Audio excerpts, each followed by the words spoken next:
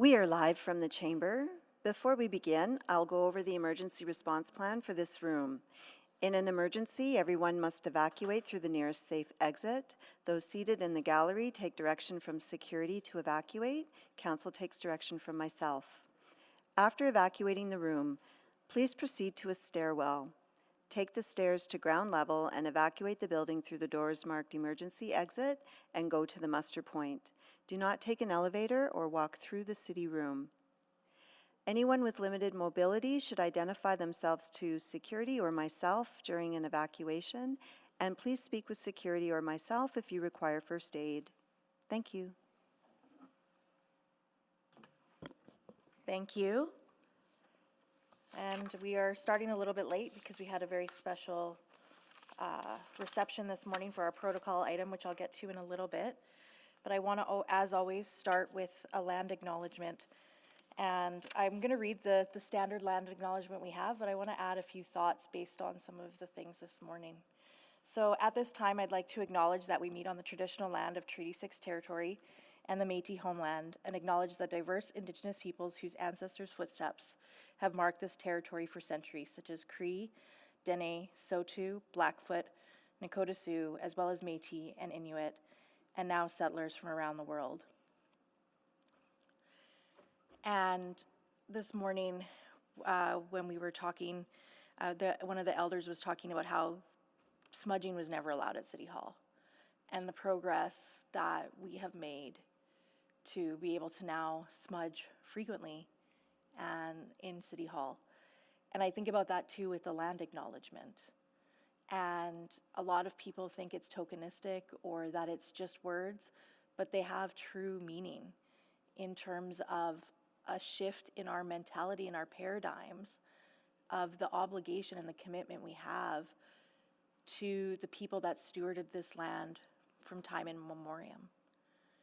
And so adding it to the beginning of every council and committee meeting agenda is also a significant milestone that, 10 years ago would have never been even considered.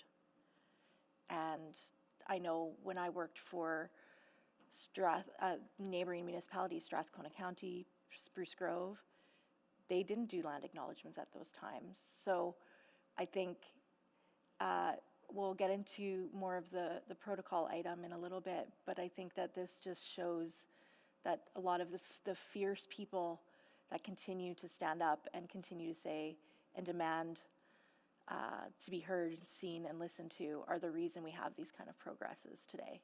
And so I just wanted to add that to my land acknowledgement this morning. I'll do a roll call of council members. And I'll start with committee members. Councillor Salvador. Good morning. Councillor Hamilton. Good morning. And Councillor Stevenson. Good morning. And then we also have some council members joining us in chambers. We have Councillor Wright. Good morning. Councillor Knack. Good morning. Councillor Tang. Good morning.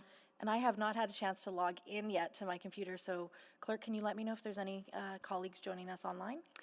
Yes, Councillor Rutherford. We also have Councillor Rice. Councillor Rice. And that's everyone. Okay, great. Thank you so much. And I'll go to Councillor Salvador. Yeah, thank you. I'll move the adoption of the agenda, that the March 31st, 2025 Community Public Services Committee meeting agenda be adopted with the following changes. Orders of the day, that the orders of the day be changed to adjourn at noon. Any questions on the agenda adjustment? Okay, please vote. I'm a yes. Thank you, Councillor Rutherford. We have all the votes. Please display the votes. And that is carried. Councillor Stevenson, maybe you do the minutes? Yes, happy to move approval of the March 3rd, 2025 Community and Public Services Committee meeting and the March 11th, 2025 Community and Public Services Committee non-regular. Thank you. Any errors or omissions on those minutes? Seeing none, please vote. I'm a yes. Thank you, Councillor Rutherford. We have all the votes. Please display the votes. And that is carried. And now I will put my screen down while I'm trying to log in rapidly to do our protocol item that I alluded to this morning. And I asked Councillor Tang if she wanted to do it, and she's giving me the honor. So thank you very much, Councillor Tang. Before I begin with this, I do want to say, again, just the reception that we had this morning, it made me realize, as a woman being in this spot, and the many women that joined me at this side of the table, that we are literally standing on the shoulders of giants. And the two giants that I'm thinking of today are the two women that I'm going to be honoring. So this morning, City Council is recognizing the passing of two influential women, Muriel Stanley Venn and Margot Pariseau. In 1994, Muriel established ISQAO, the Institute for the Advancement of Aboriginal Women, to help Indigenous women navigate the legal system. Margot served as the organization's vice president, and together they funded the ISQAO Awards in 1995. Not only were Muriel and Margot colleagues, but also dear friends. Over the past 30 years, ISQAO has served as a way to highlight the accomplishments of Indigenous women while building community and providing support and resources to those in need. Both of these individuals drove meaningful change in so many Indigenous women's lives. And I would say, after listening this morning, in lives of so many Edmontonians, full stop. Fighting against systemic violence and discrimination. To this day, the ISQAO Awards serve to honor the strength of Indigenous women, while also highlighting the significant role Indigenous women hold within the home, community, workplace, and larger society. Their voices and the voices of all award recipients have long been a beacon of hope, guiding us towards a future where equity and opportunity are not just ideals, but tangible realities. And it's the perseverance and strength of women like Margot and Muriel that influences all generations across Canada to stand up for what they believe in and to continue to fight for the better opportunities for women of all backgrounds. Their impact has greatly influenced work at the City of Edmonton. Last year, our naming committee unanimously approved the name change of 101A Avenue between 96th and 97th Street to Okiskaway, an official street name and civic address.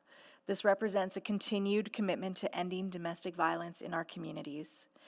Each year, we're also proud to recognize the Walk a Mile in a Ribbon Skirt, an event that teaches the rich history behind the ribbon skirt as a symbol of strength, feminism, and survival.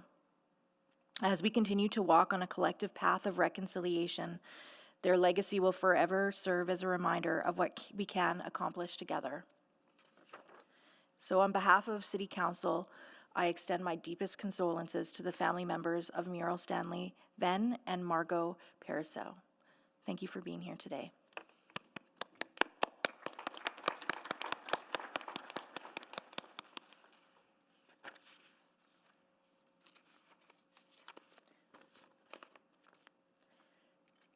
I always feel like it's such a hard transition from these great protocol items to our regular orders of business, but we are gonna move into that because, as mentioned, we are stopping at noon today.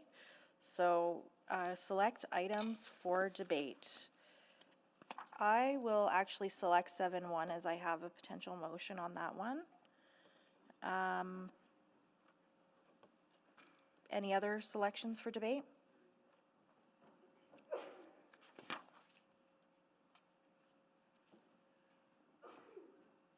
Okay, seeing none, can we vote on reports not selected for debate? Councillor Salvador? Yeah, so moved. Please vote.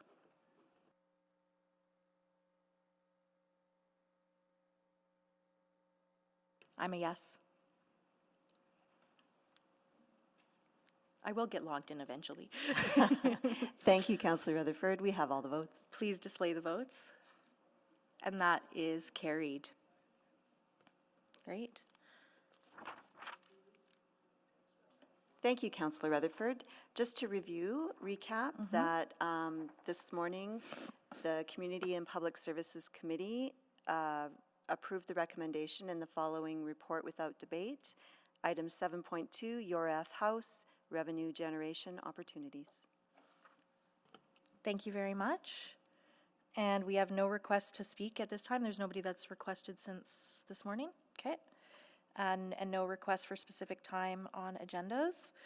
I do have a council inquiry that I need to pull up, and I did give notice to myself and clerk, but I am literally not logged in yet. So if you will just indulge me for 1 minute, I will log in. Yes, and I'll send it in the chat. We'll just send that to you, Councillor Rutherford, and then Is as it well we is it can the post. modified one? There was some adjustments made last week.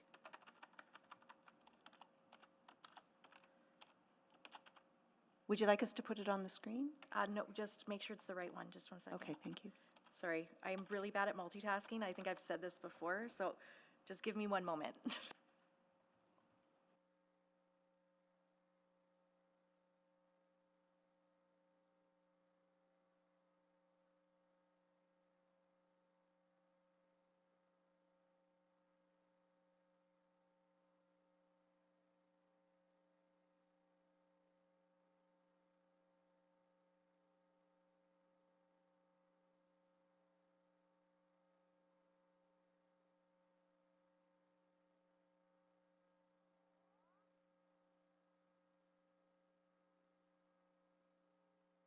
I'm putting it in the chat for you, clerk, but I don't think you need to put it up on the screen because it's just an inquiry, right? I just read it into the record. That's correct.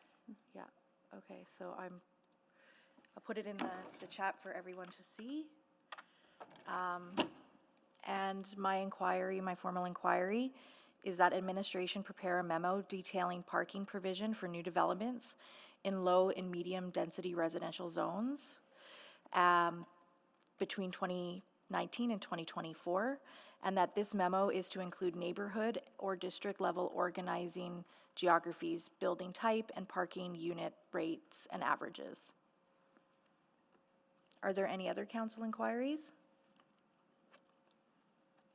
Seeing none. Reports to be dealt with at a different meeting, none. Requests to reschedule reports, none. Unfinished business, none. So we will move on to our public reports, item 7.1. So we'll just give the delegation a couple minutes to come down.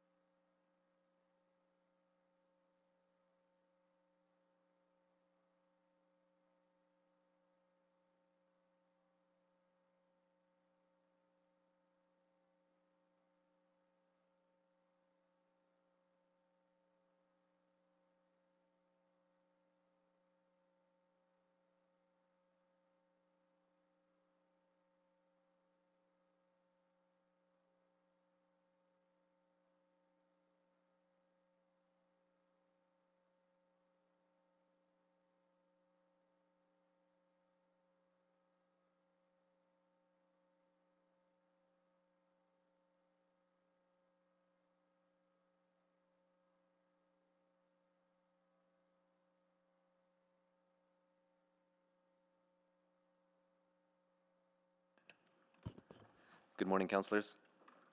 My name is Hanny Kwan, Director of Affordable Housing and Homelessness. I am joined today by Chelsea Horlack, Acting Branch Manager of Social Development and Director of Safe and Healthy Communities, Rachel Putt, Manager of Housing Policy and Homelessness, Judy Smith, Director of Community Investment, and our colleagues from Financial and Legal Services.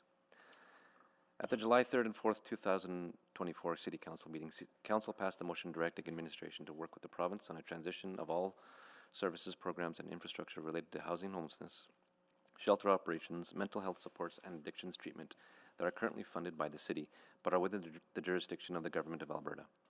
The report we are discussing today summarizes our conversations with the Government of Alberta about our respective roles and investments in programs and services that support vulnerable Edmontonians. This report is for information only. I will ask Rachel to speak to the work that has been done on this motion to date. Thank you, Henny. Since July 2024, the city has had formal correspondence and ongoing touch points through regular collaborative meetings with the Government of Alberta representatives to discuss shared priorities related to emergency shelter, affordable housing, and mental health and addictions.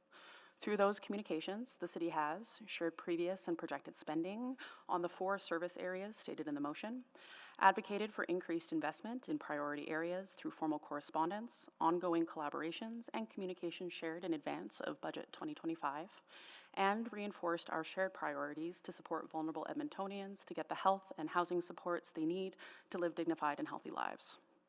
Financial summaries of city spending leveraged previous analysis completed for the Homelessness and Housing Services Plan, which was approved by Council in July 2024. The motion for this report expanded the scope of the previous analysis to include all housing investments, mental health, and addictions costs, which changed the financial submission shared with the Government of Alberta from what was shared with Council in July of last year. In 2024, city spending on homelessness and mental health and addiction services was forecasted to be $43.3 million. Housing spending for 2023 and 2024 was forecasted to be $168.1 million. While city spending on shelter and bridge housing services has decreased in 2024 compared to previous years, spending on addressing unsheltered homelessness has increased due to funding for REACH 24/7 crisis diversion, encampment response, and the extreme weather response. However, overall costs for homelessness-related services are down, in part due to Council's approval of the Homelessness and Housing Services Plan. The plan clarifies the city's role in addressing homelessness, in supporting systems and policy changes as a coordinator, convener, advocate, and limited funding partner, which does not include providing direct operating funding support for emergency shelter or day services.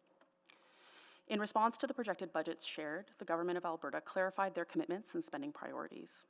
In 2024-2025, the Government of Alberta committed $42.5 million for the emergency and transitional shelters and an additional $41.3 million to organizations providing housing support programs.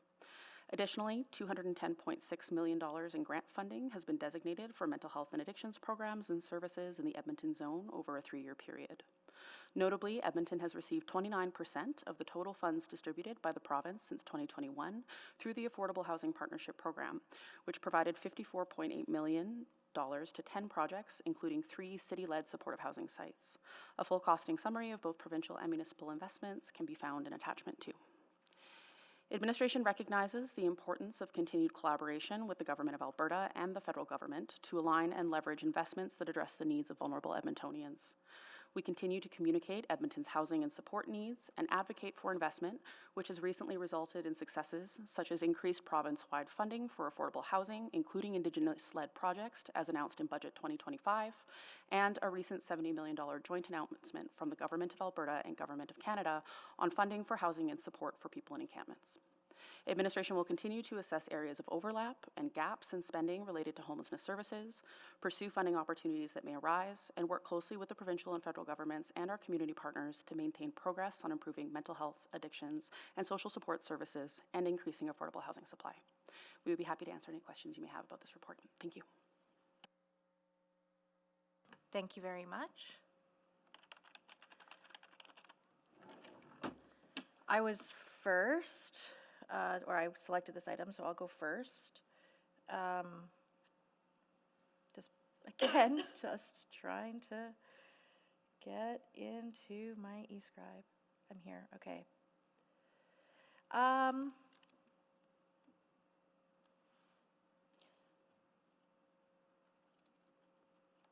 Where to begin?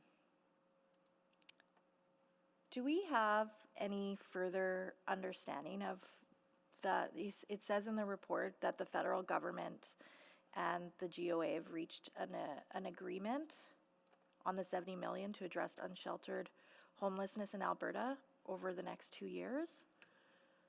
Do we have any more details of when that funding will actually start to come into force? What will it still be 29% for do we have any sense of what, like, they've got an agreement, what does that actually look like for Edmonton and for what timelines? Thanks for the question, Councillor. Unfortunately, we do not have any details and no additional information has been made public yet, but we have been informed that an announcement is further announcements might be coming. We have some sense of the projects that we had proposed and suggested to the provincial government, but we haven't seen any public confirmation of those. I'm sorry, noting my timer hasn't started.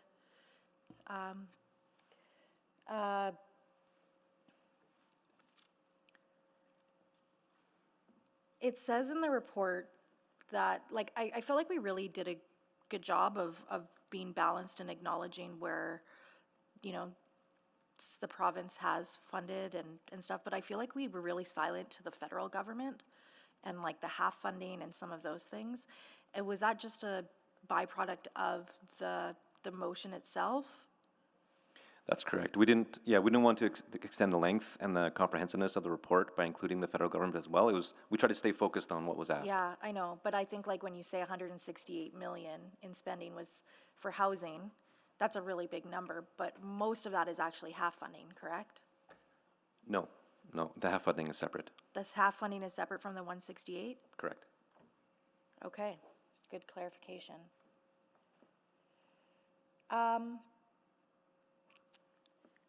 One of the other things you said is that in your discussions with the province or administration, you talked about clarifying respective roles and commitments and providing appropriate responses. How does the province define appropriate responses? In our correspondence with the province, we didn't get to defining what an appropriate response meant. Really, the interactions and exchanges were meant to develop a shared understanding of all the things that we were funding, all the things that they were funding and were involved with, so that we could see whether or not there were the overlaps and gaps that we were looking for. Or gaps that we are funding with City of Edmonton dollars for provincial issues? Sure, yes. Okay.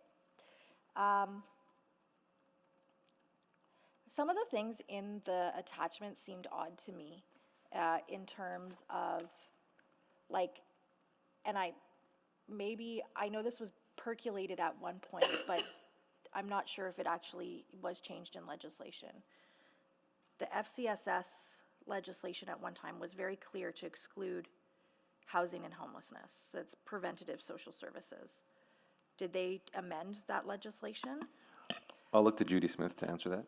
No, they did not. It's still about prevention of homelessness. But it's not prevention of homelessness. FCSS, the legislation for FCSS is not to prevent homelessness. It is prevention, social prevention, so it can be social isolation, it can be many things, and as somebody that worked in FCSS for years and years, it actually was very rare to touch anything related to prevention of homelessness. Yeah, that is moved over the years, and the only thing that would have changed, probably not the act or the regulation, but now there's accountability framework where they've highlighted social issues that they feel as a province we should all be working towards within our FCSS funding.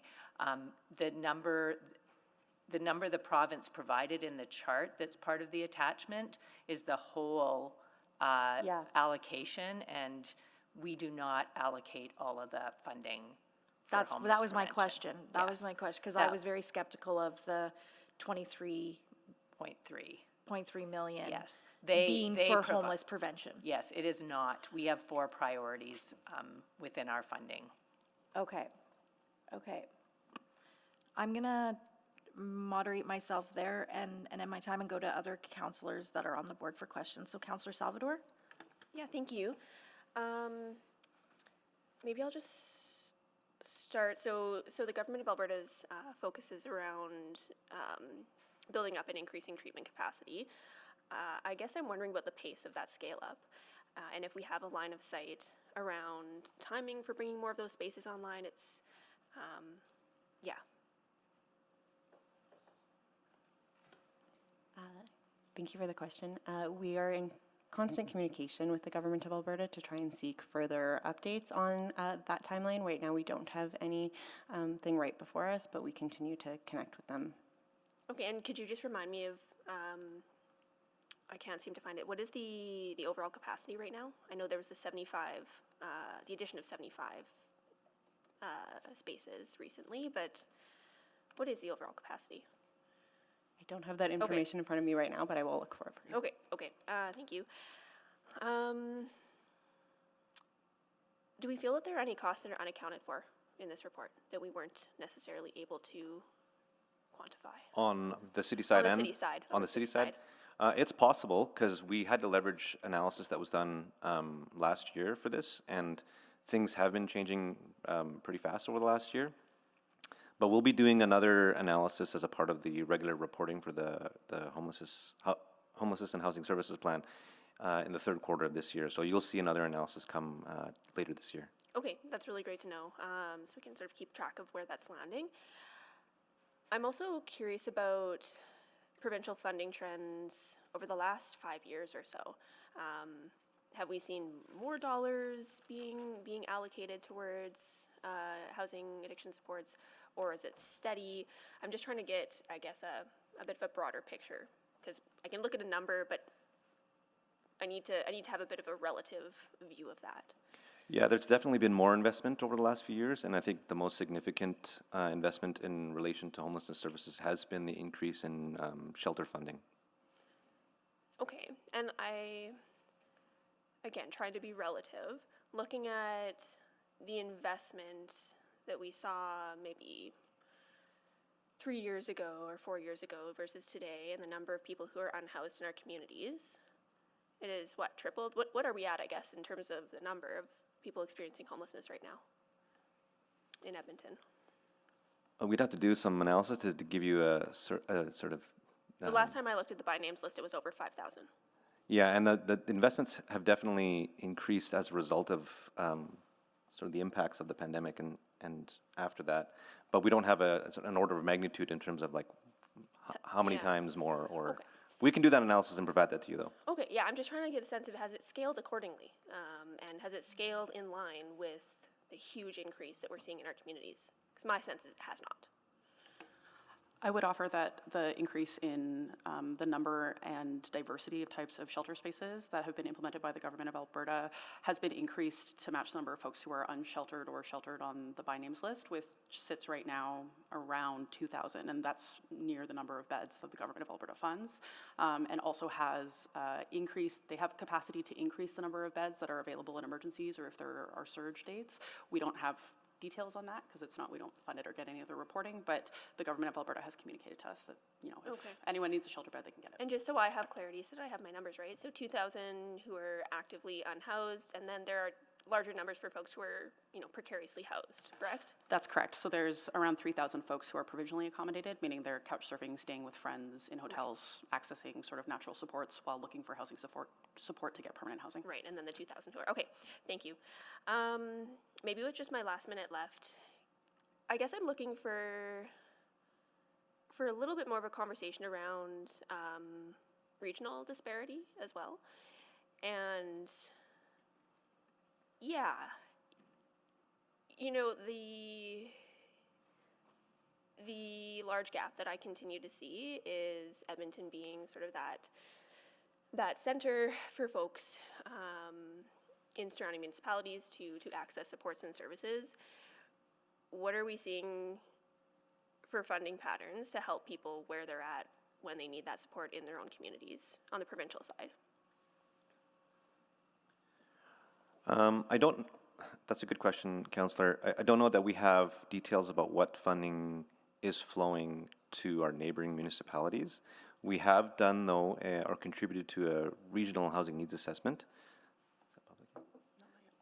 And it's not public yet, but once it is, that should help our neighbors assess what kinds of resources need to be applied to homelessness that might be happening in their communities. Okay, great, thank you. Thank you. Councillor Stevenson. Yeah, thank you very much. Appreciate the report and some of the challenges of compiling this information. It was touched on briefly just in terms of maybe some of the indirect costs that the city is experiencing. So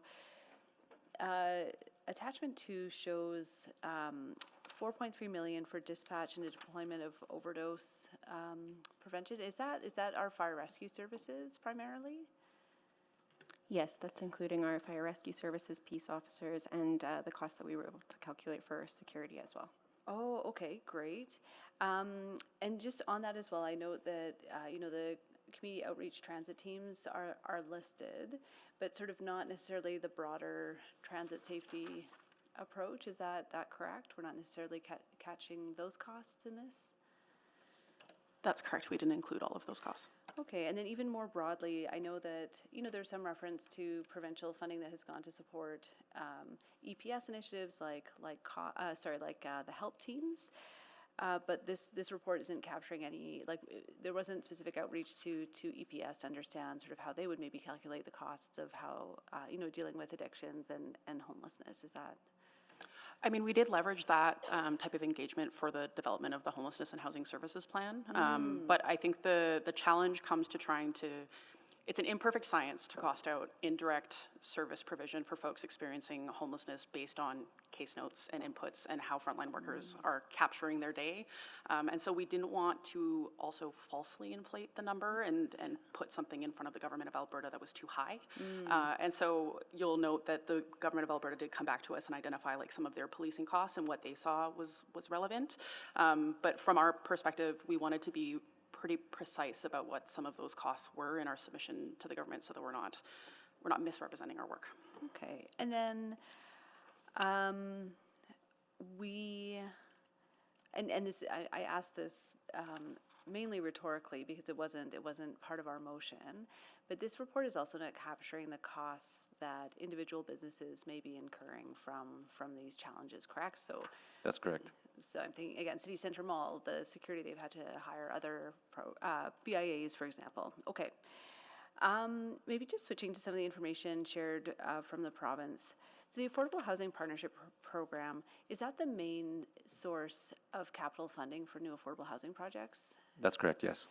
And doing a bit of algebra, if we received 29% of that funding from 2021, am I correct in understanding that the province has only provided $188 million across the entire province throughout that time frame? I would like to double check my numbers. We can get that answer for you. Okay, because that was very surprising to me. $188 million is not too far off what we alone as a municipality have spent in our own city. So $188 million for capital builds across the entire province is pretty surprising. And do we, and this is my ignorance, with the province's housing plans, do they have similar targets in terms of the number of units to be built, focused on Edmonton, or are we providing those numbers to them? The Provincial Affordable Housing Strategy published in 2021 identifies 13,000 units that under the strategy they aim to make available of new affordable housing, in addition to, I think, 12,000 new households for rental supplements. And that's province-wide, and then within that strategy, we inform the investments through our ongoing conversations with them and applications through the Indigenous Housing Capital Program or the Affordable Housing Partnership Program, which are their main funding tools for capital development. Okay, so 13,000 new units across the entire province, 12,000 new households for rent supplements, and that's, sort of compared to our housing needs assessment, which I think is anticipating, is it 45,000 households in core housing need? 46,000, correct. 46, okay. I was also wondering if we have comparable numbers in terms of the wait lists or the number of people in need of addiction services. We sort of have that idea of how many people need housing, but I don't know that we have that same clear picture of the number of people who need those medical services. We don't have that readily available. I can go back to Councillor Salvador's question. From 2023 data, there are approximately 2,600 residential addiction treatment, detox, and recovery spaces available in Edmonton and area, and 150 beds were recently announced. Expected to be construction is expected to start in 2026 and be completed in 2029. But we don't have that exact wait list. Yes, that's like the supply, but we don't necessarily have the demand. Okay, thank you. That's my time. Thank you. Councillor Knack? Thank you, Councillor Rutherford. Thank you for the report. A lot of my questions have been asked. And sorry, I feel like this is deja vu for a lot of these questions I'm going to ask, but I think probably the last 2 or 3 times we've had this discussion, there had been some suggestion that we might be getting sort of a more detailed breakdown of what the province needs to do from their 2021 plan. So essentially they have this 2021 strategy that says we need X amount. What I don't think we've seen yet, and you can correct me if I'm wrong, is a regional breakdown, what we need across the province if the number in 2021 is relevant for today's needs. And I think there have been some suggestions that they might be providing that. To date, I haven't seen anything on the provincial website.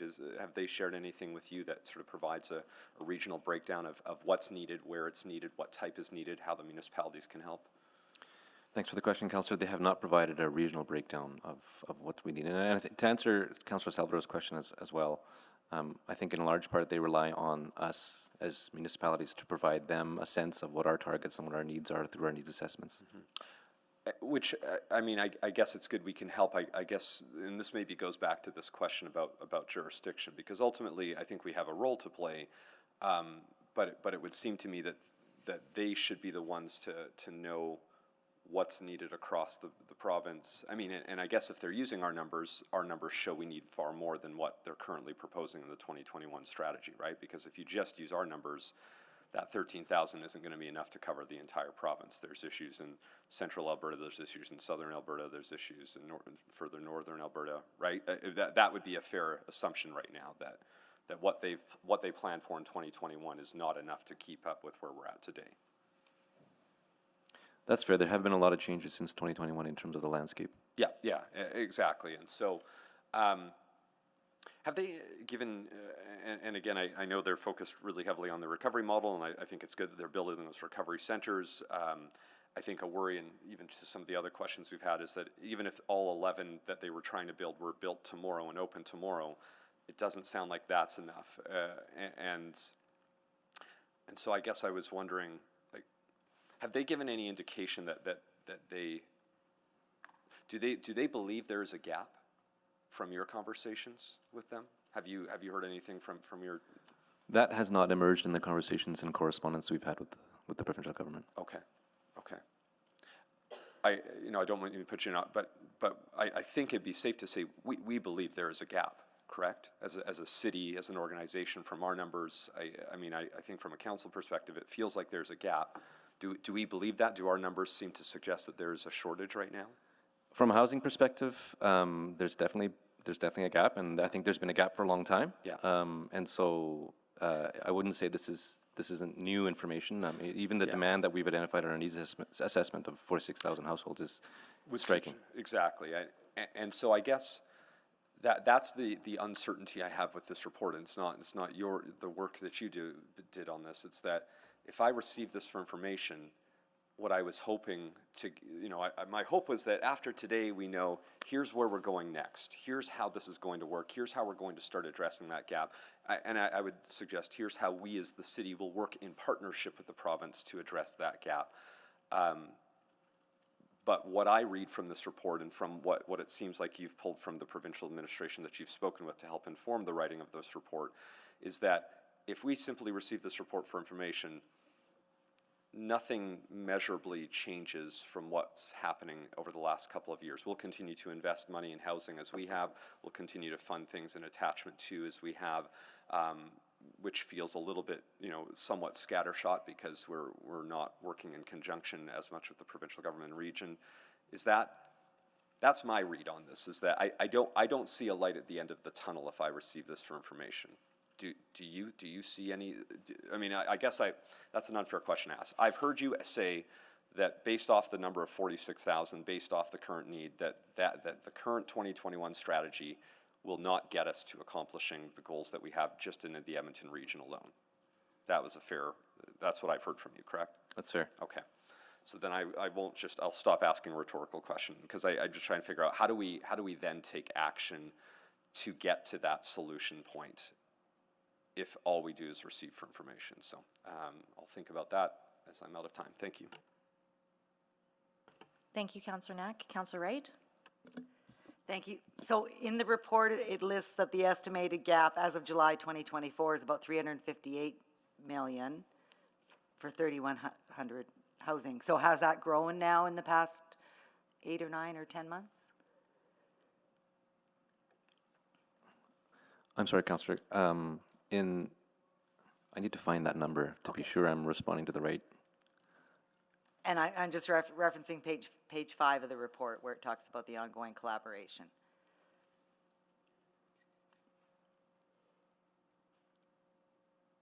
Oh, that's the list that you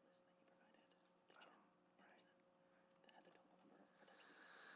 Right, so that list is probably outdated, but I don't have the delta for you in front of me. So we can again, look at that again and give you a fresh number. Oh, okay, but the assumption is that it has grown, okay. Yeah. Okay, and then I just want to reference back to the medical services provided by EFRS. It's noted as being 4.38 million, but the former fire chief had told us it was about 28 million in medical response, so just want to understand the difference. I can't speak specifically to what that former number would have been. I can assume that it could be looking at broader medical responses versus specifically looking at personnel who are responding to overdoses. Okay, so that 4.38 is just overdoses. Just overdose Okay. response, yes. So then, I'm looking at, so that plus the encampment cost, HSOC is it's over 20 million for that. And so we're really only dealing with the symptoms of sort of the overall problem by having that sort of enforcement or medical response. Is that right?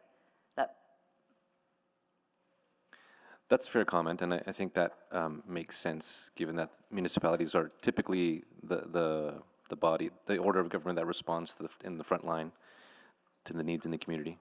Okay, so if there wasn't all these gaps in housing and mental health and that, we could direct that 20 million somewhere else, which might be of more benefit to Edmontonians? And like rather than being reactive, moving more in a positive direction? I suppose theoretically that makes sense. I think to some degree we will always be responding to frontline needs. Okay. I guess that's just the nature of the beast. And then, so I just want to know what the focus is for mental health and addictions for that ministry. To me, it seems to be more on the recovery care model, again, being more reactive rather than, trying to manage things before they become an issue. How much of that, I think in budget 2025, it shows 303 million in the Edmonton zone is being spent on mental health and addictions. Is there any breakdown on what's being spent for each? No, the government of Alberta did include that number in their correspondence to us, but didn't break it down. Okay, so again, if they were directing funds more to help for prevention rather than, again, being reactive, dealing with the addictions that result.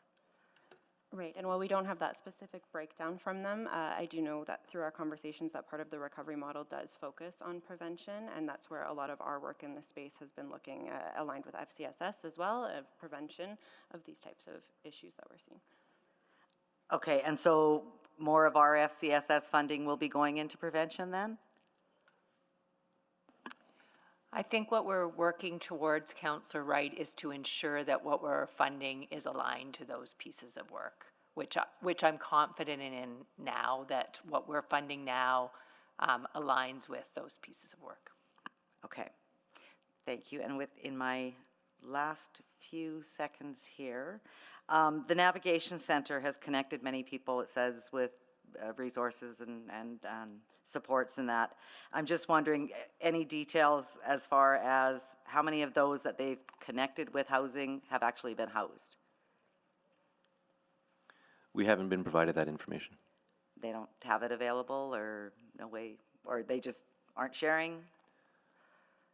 I don't know if they have it at all, but we haven't been provided that information. Okay. Yeah. Okay, thank you very much. That's all I have. Sorry, I'll just add on to that. In a recent media release that came out last week, the only statistic that we have available was that more than 4,460 connections to emergency shelter spaces and housing programs, such as transitional and supportive housing, affordable housing, and rent supplements came out of both navigation centers, so the Edmonton one and Calgary. Okay, and those could have already been connected to housing through other agencies. Okay, thank you. Councillor Tang? Yeah, great, thank you very much. Maybe I'll just continue on that line of thread around data sharing. I think we've kind of been at it with the navigation center data. I get it, we don't have access to those. What we get is what's in public.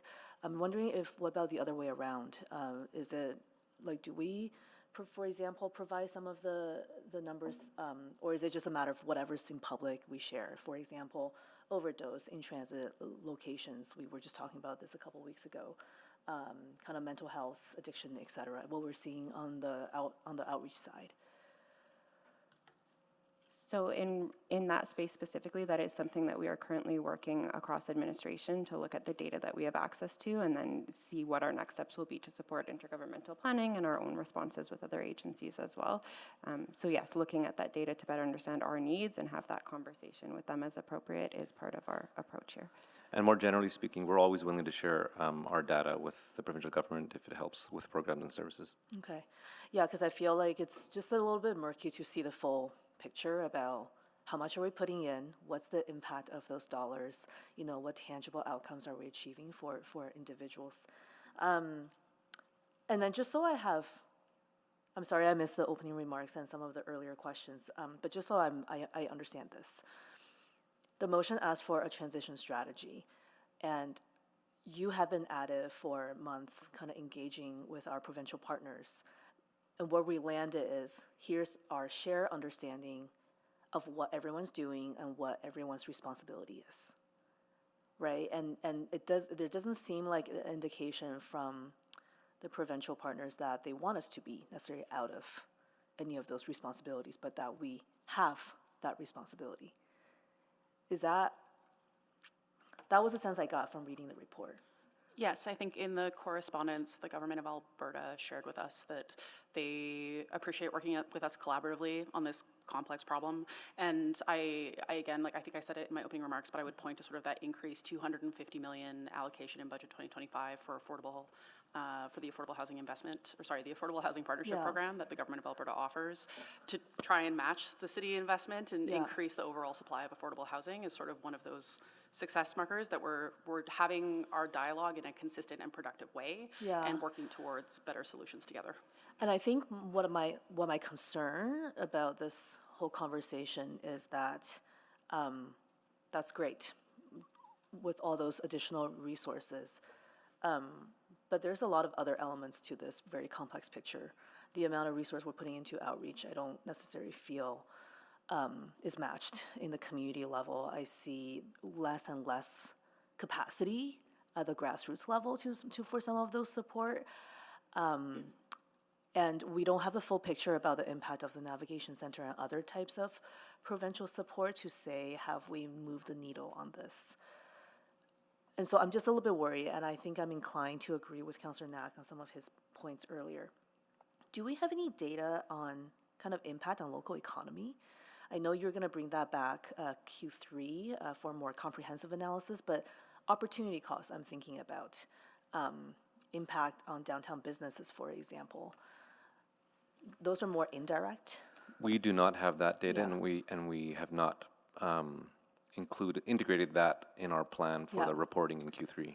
That's fine. I mean, one of the pretty vocal people I hear about around city needs to step out of areas that we're not fully responsible for is from the business community. But I wonder if people fully grasp what that actually means and some of the indirect, unintended consequences it might have on things like local economy. So I don't know how to capture that, right? But I will worry about that impact. And then lastly, on the $70 million encampment support, I'm wondering if someone can elaborate a bit more on that. Is that going to be activated this year? What's the timeline? Would that be able to kind of fill some of the gaps that we're kind of talking about today? Thanks for the question, Councillor. I think there's a good chance that funding is supposed to be spent in the next 2 years. So there is a time frame provided by the federal government, and we're expecting that funding will flow as soon as possible. We just haven't received any formal confirmation of that. Yeah, but hopefully other orders of government, they know that this is obviously very urgent and everyone's on it. Is that specific? Sorry, maybe this is is that for encampment or just more broadly on shelter support? Right? The federal government titled it an encampment funding Okay, support yeah. package, so that's why the word encampment is in there, but it's essentially proposing solutions for unsheltered people who can't be accommodated by existing infrastructure, who need more help. Thank you. Thank you, Councillor Tang. I just have a few more questions, then I'll probably put the motion on the floor. For the regional housing needs assessment that you mentioned, is that coming back as a report? Or how was that, what was the feedback loop? Because you said it's completed, but it's not public. Yeah, It's coming to council via memo. It was work that was, that came through the CAO roundtable of the EMRB. And so that's sort of the primary mechanism through which we were supporting. It didn't come through council originally. It was, no, it's through, but the EMRB is no longer, so is that? Correct. So the findings, so the original idea was that those findings would be able to be leveraged at the EMRB table that no longer exists. So we might need to have some other way to collaborate regionally on this issue. So the CAOs are still meeting, and we'll ensure that every municipality that participated in contributing to the regional housing needs assessment has that. But there's no legislative requirement to collaborate. Correct, but that doesn't mean the collaboration has stopped. I don't disagree. I don't think as somebody that's worked on collaborative tables, there's probably different levels of buy-in from different players around that table. You mentioned 29% of the funding comes to Edmonton, correct? What's the percentage that goes to Calgary? I don't know that we have that information. And I do just want to clarify that 29% is just through the Affordable Housing Partnership Program since 2021. That's not all homelessness and housing funding or anything. So that number will Okay. change as there are new investment decisions made by the government of Alberta in future batches. I just know that there was a really comprehensive letter that was sent by the mayor to the province regarding some of the parity pieces and some of the unique contexts that I think justify some further funding in Edmonton, such as the concentration of correctional facilities in our community versus other communities in the city, or the province. Was that brought up at all was that letter or some of those pieces brought up at all in the context of the conversation that was had around this? I don't believe that was brought up in the correspondence we had on this motion. Okay. But we have had discussions about some of that disparity. In fact, I think some of that discussion is what led to the investment in shelters in Edmonton. Okay, yeah, that's good. Okay, I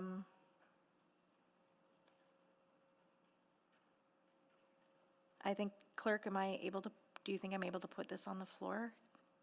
Are you ready for me to do that? Thank you, Councillor Rutherford. We're just clarifying a couple of the other points and how they should be addressed before Okay. it's put on the floor. Okay, then I'll go to other people for questions, just give a sense of, at a high level, for my colleagues to just be aware. I'm planning on doing a referral motion that kind of has three components to it. A more comprehensive GBA plus analysis on the impacts of not funding the items in attachment 2, some way of actually having that regional housing assessment, needs assessment, come back to council and be integrated into this work. And third, some way of requesting, the mayor requesting on behalf of city council, some sort of convening of regional partners to discuss this issue specifically. So that's sort of where my head is at with that. We'll do the official motion, but I wanted to give a heads up. We're just finalizing the wording. I'll go to Councillor Stevenson. Yeah, thanks very much. Yeah, I think some ways forward would be really helpful from this report. Just again wanted to dig into some of the data to make sure that I've got a good handle. The report references 2,000 emergency shelter spaces. My memory was that we were more at like the 1,700, 1,800 level. Has new capacity been added? The government of Alberta presents their capacity data based on emergency shelter spaces and short-term transitional housing spaces, which is over 2,000 according to their website. So it sits at that 2,000 mark with the capacity percentage next to it. And that's the number we rely on. Okay. I know that they have sort of shelter, they do release some shelter capacity data, usually about like six months after the fact. So that would be the place to look if we want to understand the breakdown of where all those spaces are located. Yep. Okay. And then, I think it was referenced earlier by Councillor Tang that, there's also some other funding changes. So I'm understanding that I think at the end of this month, we no longer really have day drop-in spaces at all for people experiencing homelessness. There are none that are funded. Are you aware of that? I don't think I would need to look into it. Okay. I did just want to go back to this point. So, the report mentions the government of Alberta did not articulate a willingness to assume sole responsibility for housing and addictions. I just want to clarify, like, is there any ambiguity around who has the mandate over healthcare?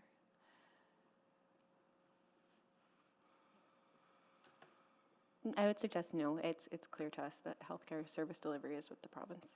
Yeah, and so I guess I'm just struggling with what those conversations have looked like as we've been able to sort of show and document the costs that we're incurring as an organization for healthcare.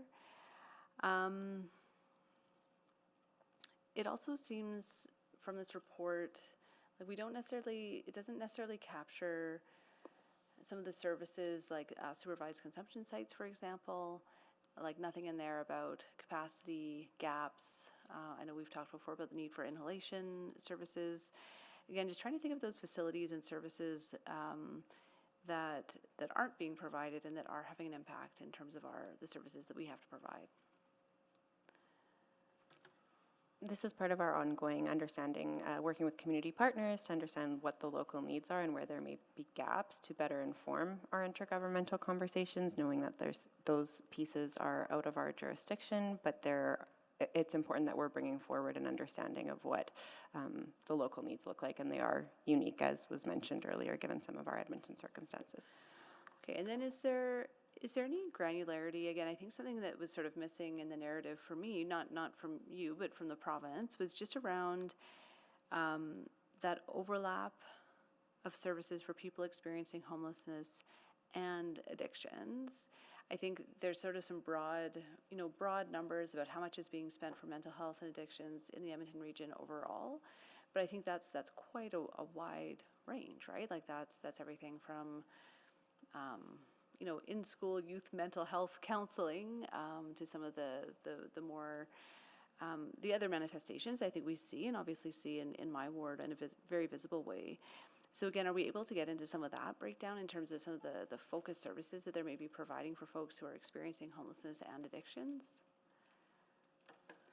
I think that probably would have been a bit too granular for the conversations that we were having. But I will say that in the 2022 Action Plan on Homelessness that the Government of Alberta published, much of the narrative and the actions in that plan lend themselves to having shelters as service hubs that are tied to sort of this recovery system of care, which is then tied to housing. And I think that they have fulfilled many of their commitments, or they're implementing some of those commitments that are in there around increasing shelter spaces. Hope Mission does have like a service hub that is supposed to be doing referrals for housing, and specifically on the West End, my understanding is that is working quite well. So we weren't able to get into like the financial analysis component of that, but I think that plan points to a little bit what you're talking about, and we would have to go back and ask them more questions. Yeah, again, well, okay, I guess I'm just struggling with that. Yeah, okay, I'll leave it there for now. Appreciate it, thank you. Thank you, Councillor Salvador. Yeah, thank you. I think most of my questions have been answered, and I apologize if I missed this. But I was just looking for a little more information on day shelter capacity as well. What can you share about where we're at for capacity for people to go during the day? So the government of Alberta has committed that all of the emergency shelters that they fund are 24/7, and so that is supposed to fill that day service gap. But it's worth noting that Hope Mission is also providing like day services specifically. Do you have any insight? I'm still hearing concerns from community partners about people's ability to access those spaces. Do you have any insights around why that might be, or what that discrepancy could be? Counselor, can you say more about what those challenges might be, or what you've heard? I mean, I've been hearing that I've actually been hearing that there have been reductions to the number of day spaces in our communities. And I'm trying to square that with what I'm hearing here. So we haven't come across information like that, but what we can do is in our regular conversations with the administration, the provincial government, they're always willing to take that feedback and circle back with shelter providers to understand whether or not there is indeed barriers or restrictions to accessing day services. Okay. Yeah, I might follow up offline on that one as well, but I appreciate that answer. Thank you. Thank you, Councillor Salvador. Councillor Knack. Thank you, Councillor Rutherford. Just a few more questions. Just on the federal funding, Councillor Tang was asking about earlier. Do we have a sense of, at this point, what that funding is going to be doing on sort of a day-to-day basis, how that's going to help address various gaps? Can you walk me through that a little bit more? The only answer we can provide right now is that we're anticipating it will increase the number of transitional or bridge spaces for folks in encampments specifically. Okay, so like a bridge housing type, or just? That's what we're anticipating. Okay. Oh, that's good. Okay, I'm glad to hear that. And we'll know more at some point. That's as best as you know. Okay, great. Need to double check with the clerks actually on this, because we had passed a motion back in October asking the mayor to write a letter to the minister just around some of the similar questions I've asked the administration about details of the plan of action. I believe we've got a response. Are those response letters posted on the city website? Are they public documents or? Thank you for the question, Councillor Knack. I will have to look into that. Okay, all right. Then I will wait to ask any questions on that. I've asked the administration already, and I think we've heard that they haven't received that, so I don't really need to go into the detail of that letter at this point. Last question I think I want to ask, or theme of questions. So for the provincial strategy, the 2021 strategy, the 2022 plan, do we have a sense of who's leading the building of these different developments? So I'll share what I think I've seen, and you can tell me if I've got a correct interpretation. Is that I think from the recovery centers, it certainly seems like the provincial government has been taking the lead. They have selected 11 locations across the province. They are the ones sort of doing the work to ensure they are completed, and obviously they are responsible for the ongoing operations. Is that fair on the recovery center piece? Is that a reasonable statement? It seems like they're the ones leading that work. Yes. Okay. Yeah. Is that the same situation for things like supportive housing? Because what it feels like to me right now is that, I know the city has taken the lead as of 2020 to build 5 sites. We've now got more money to fund more. We're working with partners.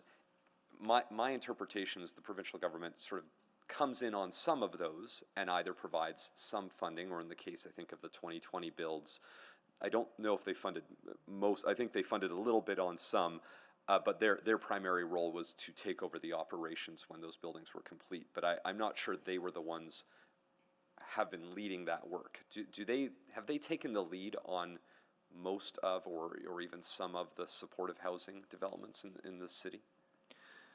The supportive housing developments, I would say, and similar to all affordable housing investments, have been a multi-government and multi-partner responsibility. So I wouldn't say that they have taken the lead on it. I would say that they're responding to the need that as expressed by the applications and submissions that are received from Edmonton. Yeah, I guess, and that goes a little to the question I heard earlier about sort of jurisdiction of healthcare, where something like supportive housing, which is a healthcare service because they are the ones that operate it, seem to be that's something they should be.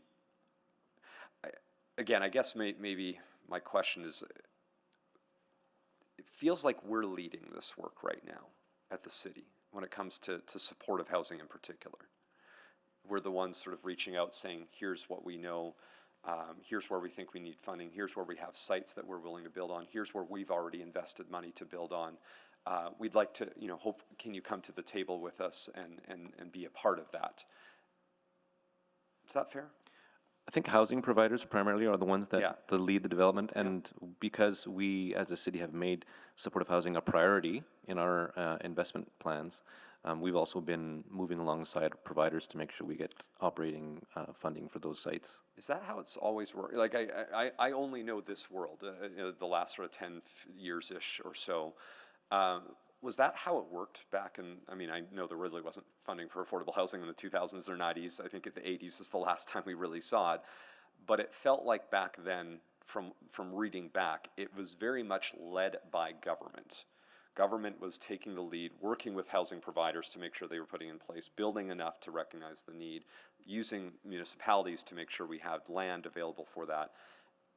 Feels very different, and I don't know if it's right or wrong. It feels very. Is that I'm looking at a room full of folks that might not. I mean, I don't know if any of us were there for that particular piece, but do you have a sense of that? I think it depends what decade we're talking about. Sure. So Yeah. I think it's the roles and who's invested and who's led has shifted over time, and that's dependent on multiple factors. So I would say just it depends. And for now, what we have been doing seems to have been working, and so we're continuing to use the model that we've developed to do that. Yeah, just not enough. It's working, but there's nowhere near enough, I think, is what we've heard today, right? Well, I mean, I think you pointed it out in your question in that the decades of disinvestment in affordable housing have sort of led us to this place where we're not only trying to address emerging need, but also catching up with the backlog. Okay. And so it's not enough, and we try to hear move you. faster. Thank you, I'm out of time. Okay, thank you, Councillor Knack. To progress the conversation further, I will put the referral motion on the floor. I'm going to move that the March 31, 2025 Community Services Report CS 02575 be referred back to administration to complete the following. 1, conduct further GBA plus analysis that details the impact of ending the funding for all items listed in attachment 2 of the March 31st, 2025 Community Services Report, except for affordable housing. And 2, integrate the findings with the Regional Housing Needs Assessment, including the services available in municipalities surrounding Edmonton and their approach for supporting people experiencing homelessness in their municipalities.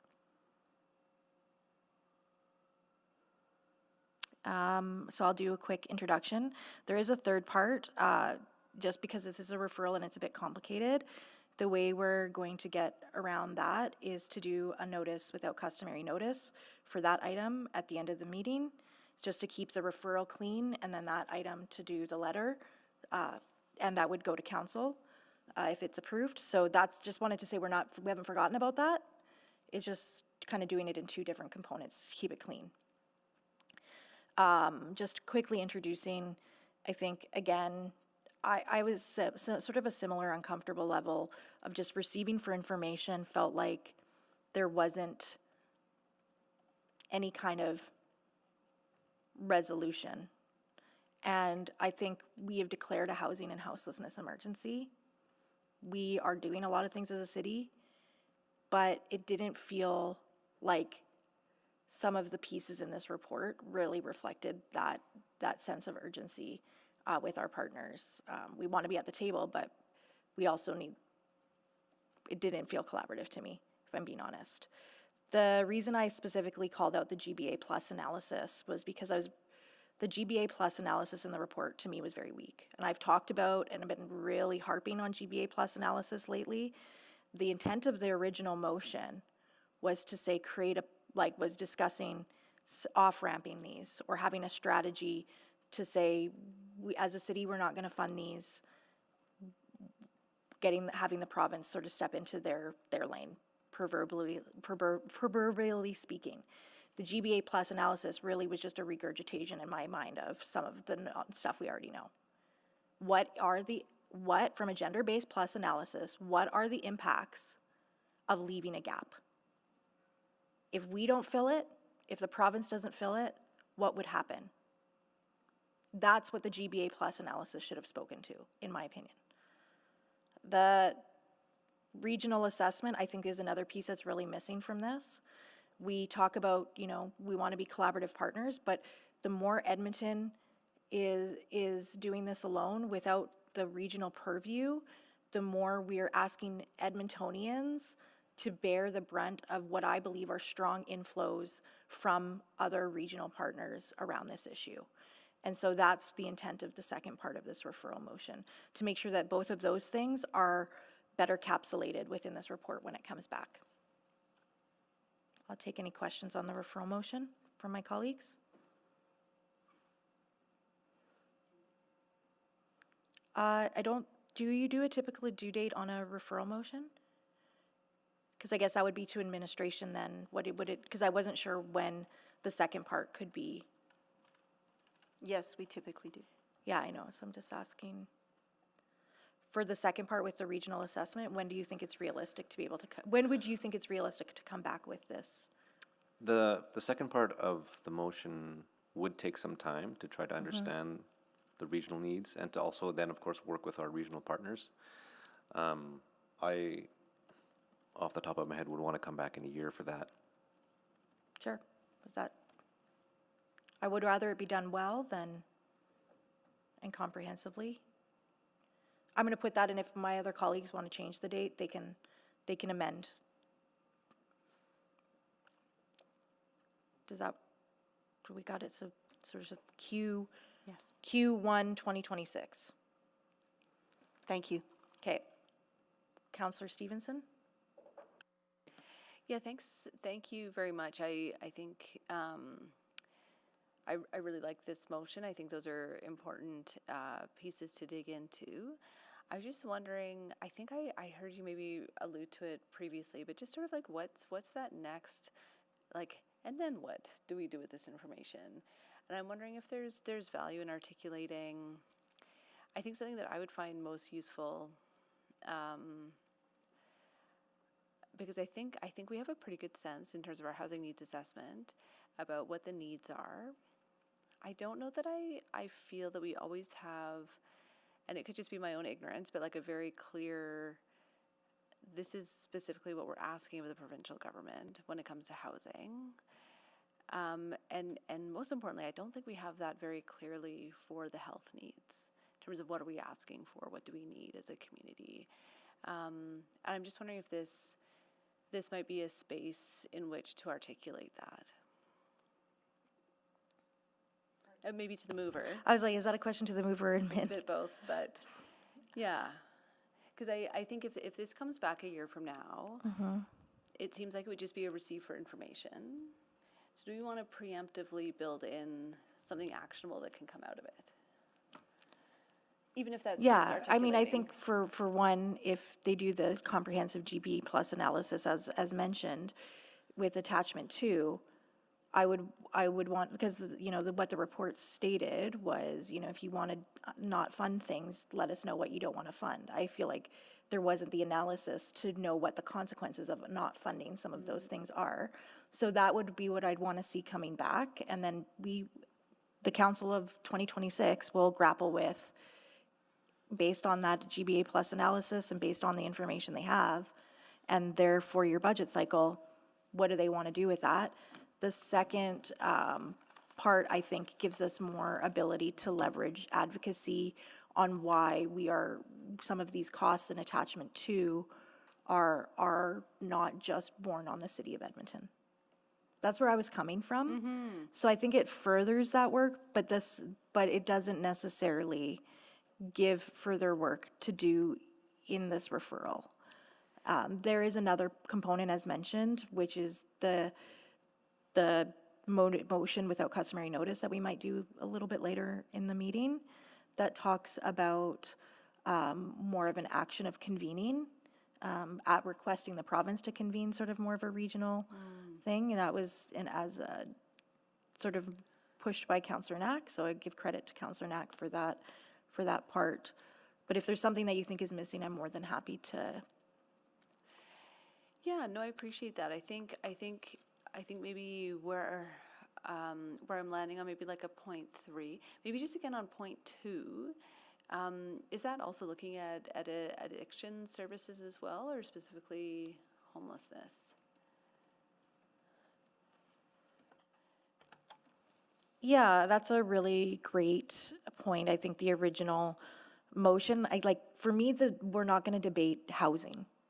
I think everything around housing and our affordable housing strategy, we've come up with a good, there's proof that the investments from the city create exponential investments from other orders and private sector and other sectors. But you're right. I think it's the true rub intention is us funding things like mental health and addictions that we do not have any jurisdictional authority over. Okay, so maybe that's just sort of like a friendly addition to point two, which is their approach for supporting people experiencing homelessness and mental health and addictions needs in their municipalities. And then I do sort of feel like there is a point three. Sorry, let's just stop there and just say that we would consider that friendly. Okay, yeah. So everybody consider that friendly? Yep, so we can amend part 2. And then a point 3 would maybe just be around, itemizing to complete the following, an itemized list of funding and service requests from the province of Alberta to alleviate pressures in the community, housing and health pressures in the community, something like that. I could type that up. I was going to say, how about we go to Councillor Wright's on the board? How about we go to Councillor Wright? You can work with the clerk on the wording for that and then come back. Perfect. Great. 'Kay. Thank you. Councillor Wright? Thank you. Just in reference to that friendly amendment, mental health and addictions are separate. Not everybody with mental health has an addiction. So I'm just wondering if we can do a friendly amendment to the way that this is worded so that it's experiencing homelessness, comma, mental health, comma, and addictions, so that it is separated out. I mean, I have no problem with that. Okay? I'm not Good to seeing go. any dissent from the committee either, so that suggestion is Okay, friendly. thank you. Then I'm just also wondering, I'm just wondering, like, I'm looking at the routing of this report, being through Ms. Flaman, Ms. Galatly, and Mr. Kwan, and I'm just wondering if Ms. Flaman or Ms. Galatly are online to maybe respond to, does this provide more clarity for the report to be, like with the GBA analysis? Will we actually get something more clear than the original motion, which was also asking about, to me, looking at a transition strategy would outline what the impacts would be? Are either of them on? No, neither of them are here today. Okay. But I can try to respond to that. I think we can certainly do an improved GBA Plus analysis. I think that will give committee a sense of what we think might happen if we were to stop funding the activities that we're funding. And I suppose, just to take the opportunity, it sounds like what committee is after is an improved regional approach with the province. And if that's the case, then we could, maybe the motion could just be more direct about it, and we can just pursue that with the province and see what might come of that effort over the next year. But should it be, and I guess I'll just add, should it be the city, the municipality sort of directing this, or should it be the province directing what the approach should be? Is that to the mover? Well, actually, no, Mr. Kwan. I mean, I think ultimately it'll require the collaboration of both orders of government, and we're happy to initiate that. But I mean, it'll be the both of us working on this if we were to get this direction from committee. Okay, and so then, I guess then maybe I will just ask you about, was the way the original motion, the way it was worded, did that not provide the clarity as far as what the impact would be if we were to withdraw our support?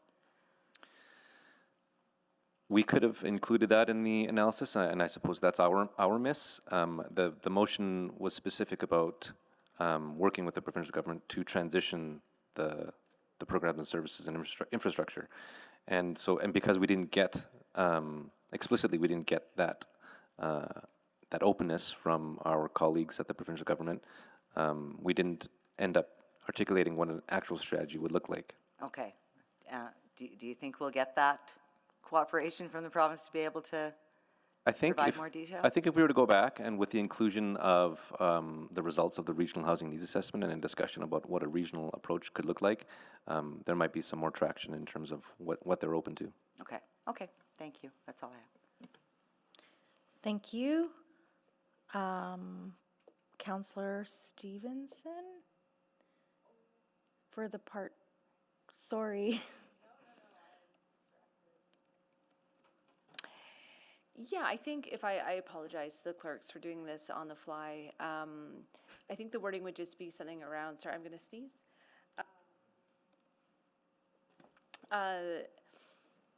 So complete the following, an itemized list of supports and services requested to meet community needs in housing, homelessness, addictions, and mental health, with commas between all of those, as I think that is an important distinction. And maybe I can just clarify that wording would work, or the intent would be clear to administration. So this would be just sort of like, Sorry, let's just get the wording up, and then you can ask those questions. I consider that friendly. I don't know about the assembly. Just asking for being more clear about the information we need. Okay, so we'll just get and then, sorry, I just wanted to get the wording up so you can so that the admin could see it too. yeah, To ask if it's clear for them. So sorry about interrupting you, not Councillor at all. Stevenson. No, that's very appropriate, and I think provides greater clarity for our conversation. And so again, this would be, we've talked in the past, as part of our discussion on the public spaces bylaw, we heard about the need for supervised consumption sites for inhalation, for example. That's a community need. I think as a municipality, we cannot provide that, but I think we can articulate that need to the provincial government. Day spaces, again, I think there continues to be a mismatch in the understanding of what 24/7 shelter services means and how it actually meets the needs of the community. I personally would not like to lie on a bunk for 24 hours a day. And so needing to have some of those conversations, and I think that this report is a potential opportunity to articulate that. Does that make sense to administration? Do you feel that this aligns with the work?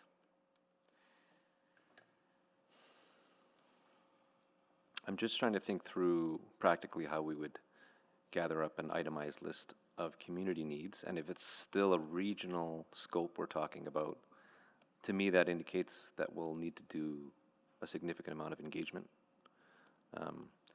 which might make me suggest that a year is not long enough. Sure. I mean, I think I don't mind the focus of point 3 being a more narrow City of Edmonton approach. I think we could start there. I think that in some of those conversations with other municipalities, those gaps may manifest, but I think there are some very specific things that our community needs that, again, I feel like we could probably generate half a dozen fairly easily this morning. It might be putting a bit more numbers to those, but I'm not sure that needs to be an extremely detailed exercise, if that makes sense. Even just articulating the need. We need adequate supervised consumption spaces. Just to go off of that, as part of our update to our drug poisoning advocacy and action plan that we brought to council a little over a year ago, that is something that we're working on in that space already as administration. As I was mentioning, having that detailed understanding of what those local needs are, what assets we do have, and then being able to have those conversations with other orders of government, that work is underway. Okay, and then, so when is that already coming back to council then? It's not, no, that report at the time was accepted for information, but just in our ongoing work in that space and understanding our role as both convening, coordinating with local community partners to understand those needs, that's kind of ongoing nature of the work. Okay, and so that's great to hear. Now you're making me question, is a year too long? Like if we are gaining a sense of what those needs are, can we articulate them sooner rather than later? I would say with the regional piece at play, I would agree with Hanny that might not be long enough, as we don't know if there'll be the willingness to work with us through all of that too. So that is something we will have to be mindful of and work through. Sure, so if point 3 though is again more city focused, can we do that sooner? Or at least within this 1 year time frame? For the third, I would think we could do within a year. It's the other that I would have some concerns about. I would look to my colleagues. Yeah, if we're keeping the scope within Edmonton, then we could probably come back in a year. Okay, so maybe just for clarity, point 3, we could say an itemized list of supports and services requested. I apologize again for not doing this offline. An itemized list of supports and services requested of the province to meet Edmonton's needs. So just to make sure it's clear who we're asking these requests of, and then just specifying that it's specifically Edmonton. And I think inevitably that's incomplete. We would be missing that regional, but I think as that work is happening for point 2, I think some of that will come up, and you know, the final item on the list for point 3 could be, and meeting other regional partners' needs locally as well.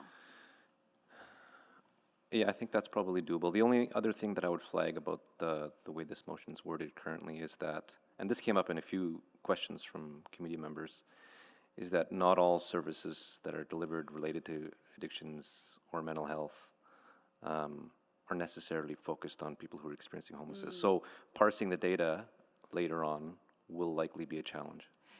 Well, and so I'm happy to provide further clarity then that this would be, I think, about that intersection around housing homeless, like people who are experiencing homelessness and or addictions and or mental health challenges, rather than a broader, you know, broad-based community need. So happy to narrow that down if there's some wording you could suggest to provide that, or if this is enough clarity.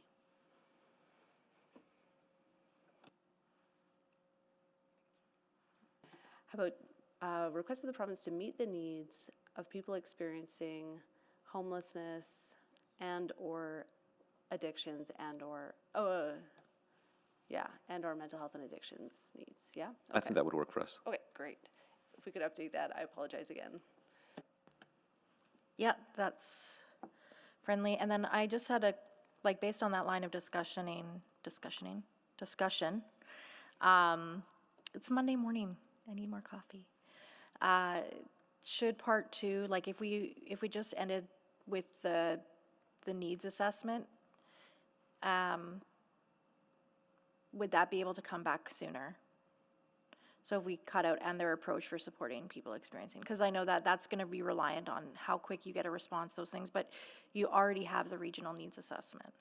So if there's a sense of urgency, like I'm just toying with this of like, would we rather that information be more comprehensive, or would we rather get information back that might not have that component, but be back sooner?